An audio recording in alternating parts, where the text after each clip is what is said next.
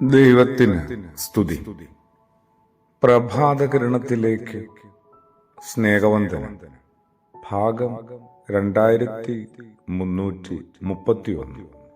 ഇന്ന് മെയ് മാസം 19-ാം തീയതി 139-ാമത്തെ ദിവസത്തിലെത്തി. സ്വന്തം നിയോഗങ്ങളെ കണ്ടെത്തുക. പറയാൻ വളരെ എളുപ്പമാണ്, അതിലും വളരെ എളുപ്പമാണ് അത് കേൾക്കാനായിട്ട്. പക്ഷേ അത് പ്രാവർത്തികമാക്കാനായിട്ട് അത്ര എളുപ്പമൊന്നുമല്ല. ക്രിസ്തുയേശു സഹായിക്കാമെന്ന് വാഗ്ദാനം ചെയ്തിട്ടുണ്ട്. ഒപ്പം ഉണ്ടെന്നേ സഹായിക്കാനായിട്ട്, സ്വന്തം നിയോഗങ്ങളെ കണ്ടെത്താനായിട്ട്. യേശു പറഞ്ഞ മനോഹരമായ വചനമില്ലേ, ഞാൻ തന്നെ വഴിയും സത്യവും ജീവനുമാകുന്നു. വിശുദ്ധനായ യോഹന്നാൻ ശ്ലീഹായുടെ സുവിശേഷത്തിലാണ് 14-ാം അധ്യായം.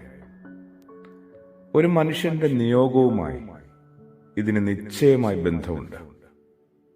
നിയോഗത്തിന്റെ 3 ഭാഗങ്ങളെയാണ് ഇത് പ്രകാശിപ്പിക്കുന്നത്. ആദ്യത്തേത് വഴിയാണ്. എന്താണ് ശരിക്കും ശരിയായ വഴി?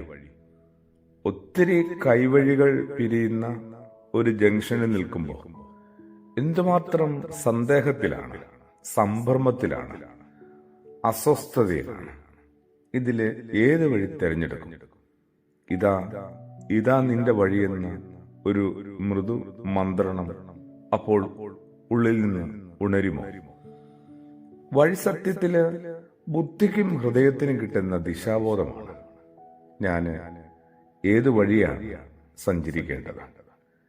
എന്റെ ലക്ഷ്യത്തിലേക്ക് എത്താനായിട്ട് ഏതാണ് ഏറ്റവും നല്ല വഴി? ഏതു വഴിയെ സഞ്ചരിച്ചാലാണ് ഒടുവിൽ ഞാൻ എന്റെ ലക്ഷ്യത്തിൽ, ദൈവം ഏൽപ്പിച്ച ദൗത്യത്തിൽ, നിയോഗത്തിൽ എത്തുക? ചിലപ്പോഴെങ്കിലും ഇത്തരം പ്രചോദനങ്ങൾക്ക് പ്രായോഗിക ജീവിതവുമായി ഒരുപക്ഷെ തീരെ പൊരുത്തമില്ലാതെ പോകാനും സാധ്യതയുണ്ട്. അതുകൊണ്ട് തന്നെ നമുക്കിതൊന്ന് മാറ്റുരച്ച് നോക്കണം. ഇത് കൃത്യമായ വഴിയാണോ? അതിനാണ് നമുക്ക് 2-ാമത്തെ ഭാഗത്തിന്റെ സഹായം. സത്യം എന്താണ്? വ്യക്തമായ കാഴ്ചയാണ് സത്യം. ആ ഒരു വ്യക്തമായ കാഴ്ചയിൽ നിന്നുകൊണ്ട് വേണം അവനവന്റെ വഴിയെ ഒന്നും കൂടി പരിശോധിക്കാനും ഉറപ്പുവരുത്താനൊക്കെ ആയിട്ട്. 3-ാമതൊന്നും കൂടി ഉണ്ട്, ജീവൻ. ആദ്യത്തെ 2 കാര്യങ്ങൾ കൂടി ചേർന്ന് എന്നില് സമൃദ്ധമാകാൻ പോകുന്നതിന്റെ പേരാണ് ശരിക്കും ജീവൻ. യുവർ മീനിങ്ഫുൾ എക്സിസ്റ്റൻസ് എന്നാണ് വഴിയും സത്യവും ജീവനും.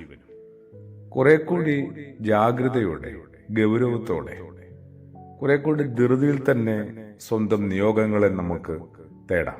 പ്രത്യേകിച്ച് കാത്തിരിപ്പിന്റെ നാളുകളിൽ പരിശുദ്ധാത്മാവെ ഞങ്ങളെ സഹായിക്കണമെന്ന് ആത്മാർത്ഥമായിട്ട് നമുക്ക് പ്രാർത്ഥിക്കുകയും ചെയ്യാം. ആമേൻ.